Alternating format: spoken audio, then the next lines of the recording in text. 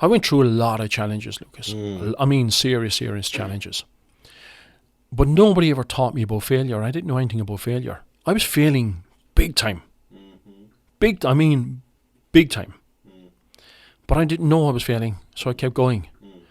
Because I grew up, my whole life was about survival.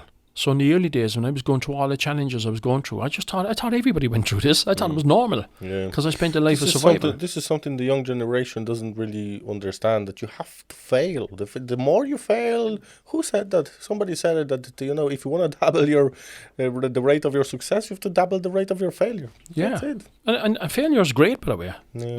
Failure is great. That's your learning process. That's where when we talk about the more you learn, the more you earn. The more you fail, the more you learn. Yeah. Right. So the more you fail, the more you learn. Now, I would say this: I don't encourage people to go out and seek failure.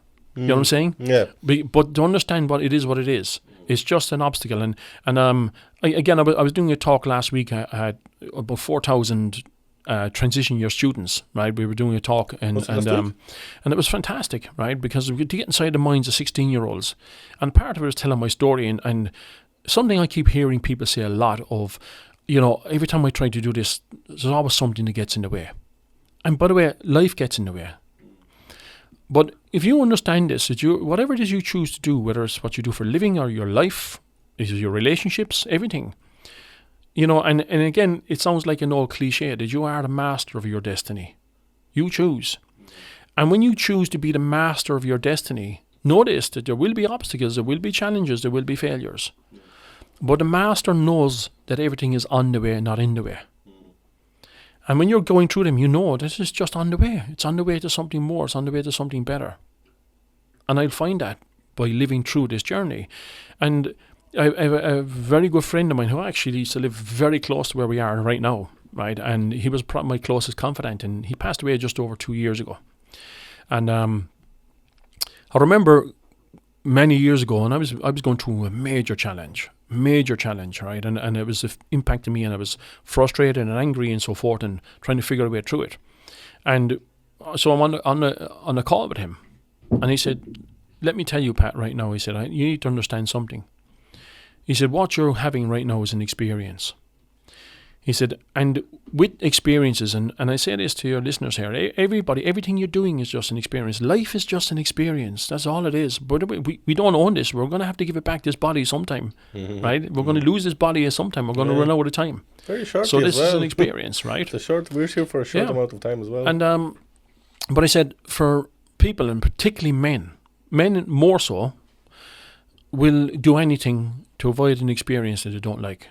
They'll duck and they'll dive, they'll try and get around it, they'll get under it, get over it. I think it's hardwired into our brains to conserve energy from a caveman. Well, it's the fight or flight syndrome, right? Yeah.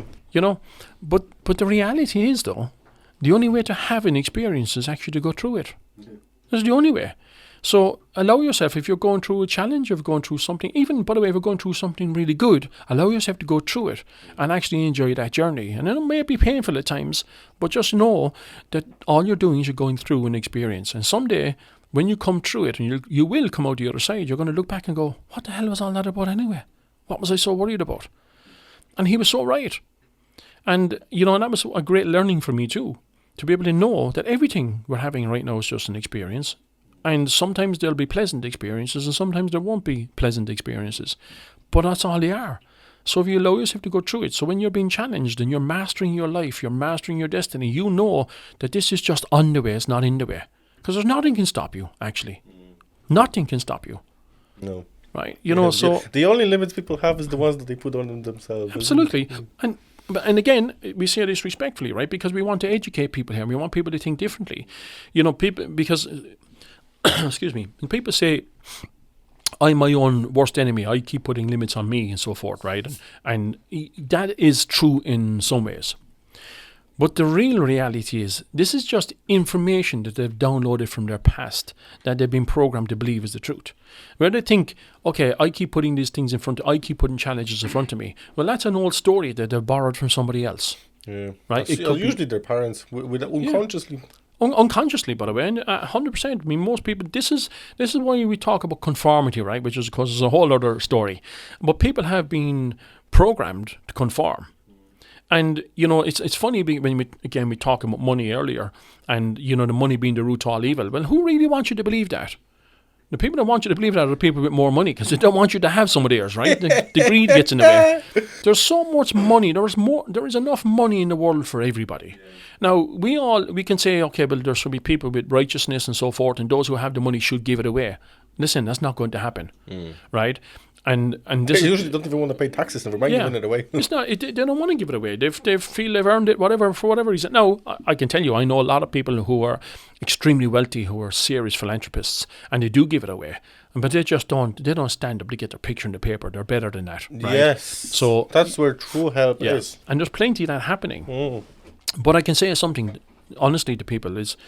Every single person, anybody who's listening or watching here, I can tell you this: you're already millionaires. You just have to go out and cash it in. It's out there waiting for you. And you cash it in by showing up every day and by finding something you can do to make a difference that people will see more value. And if you're in business, then you know what? Find the best people, the best customers, the best teams, the best staff, the best suppliers, the best of everything. Right? And let me tell you, that money is there. If you show up every day, the money is going to show up too. And when that money shows up, you get to choose what you want to do with it. Problem is that people don't want to be the best, isn't it? People are afraid of being the best because it takes energy. Well, isn't it? Well, there's an element to that, right? I mean, we look at what you call the 80-20 rule, right? Yeah. You know, my favorite rule in the world. Well, the bottom 20% of the people will never, and I say this again respectfully, they will never amount to much because they don't choose. They choose different things. All they want to do is pull people down, right? And they want to, you know, anybody who's paying attention here will notice. If you look at your friends. You think about all of your friends. The bottom 20% of your friends cause 80% of the problems, cause 80% of the arguments, the 80% of the fallouts, right? The bottom 20% of your clients take up 80% of your time and probably only pay you 20% of the money, right? If you're in a work environment, you will notice that the bottom 20% of the staff, again, cause 80% of the problems. Now, when we flip that on its side and we say, okay, let's think of it 2080 now. You will notice also in the staff environment that the top 20% of the staff do 80% of the work, right? The top 20% of your friends or family give you 80% of your support. The top 20% of your clients pay you 80% of your money and only take up 20% of your time.